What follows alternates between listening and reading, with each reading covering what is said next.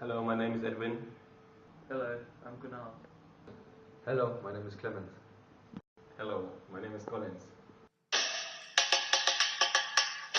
William Boeing founded Boeing in 1916 in Seattle, Washington, as an aero products company.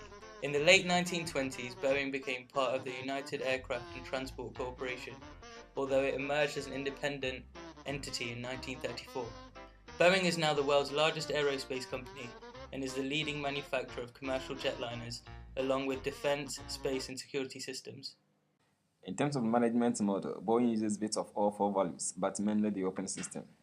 The company's jumbo jets are marvels of Boeing's innovation management, and their components and manufacture have also led to many contributory inventions.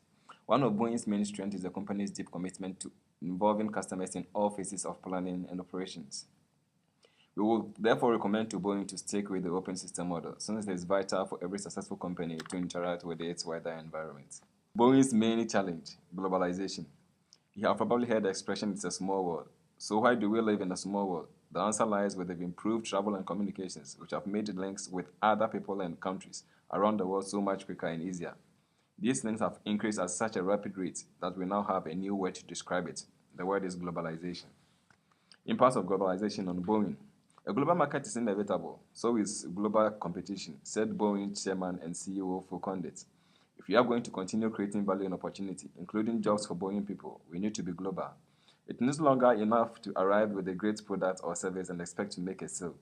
Boeing must become part of the fabric of the communities in which we do business. In fact, if any big company is to be successful in the future, it has to be global, he said.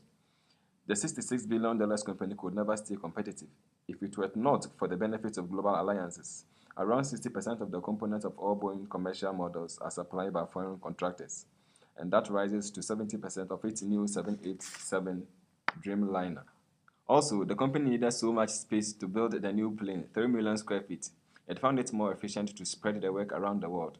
Parts are produced at the same time rather than in sequence, saving time and money. But global supply networks can also become a liability. Considering potential forces, there are two main elements acting on Boeing: the rivalry and the threat of new entrants. Boeing has a rival, which is Airbus, and they are operating a high level of competition, so much that recently a headline on the French news was that Airbus are trying to steal confidential information from Boeing. It's the result of the two companies' domination of the large jet airline market since the 90s. For years, its sole competitors has been Airbus, but that's set to change as Chinese and Russians threaten to enter the single-aisle market with their new fuel-efficient planes. PESTEL acronym refers to the wider environment over which Boeing has little or no control on.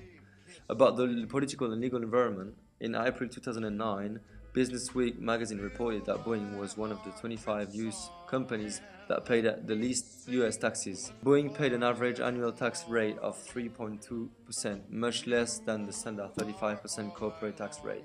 Boeing has used its heavy lobbying influence in Washington, D.C. to make Washington state a more dangerous place to live. Boeing lobbyists sitting behind legislators' own desk and using their offices helped push through legislation that gutted the pollution-fighting Puget Sound Water Authority in 1990. Boeing had more than 93,000 employees in its commercial operation, but it slashed more than 30,000 of those jobs after the September 11 attacks 2001.